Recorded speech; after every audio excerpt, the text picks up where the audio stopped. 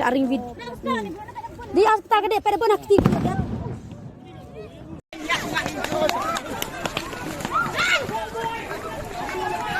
Watla kaladon gejing persya bajur nakaliang kipat ba ban penyiar ya ketika company Henry ke company Topsem kala penlong sop-sop ika public hearing hapok ke hall jong kani ke company kabalawan ra aru ya kejing ya kulmar ha ketika jaka ha kabala thang bun teliki bom pensat khmat bat latit na phangi kipat ba kibadan ha ketika jaka kentup ru ya kilong kemi Syuk-syuk layok sungau ru ling baki video baki don ki nong penyat kani ke company Topsem ki bala pendan kamru daka kedinsi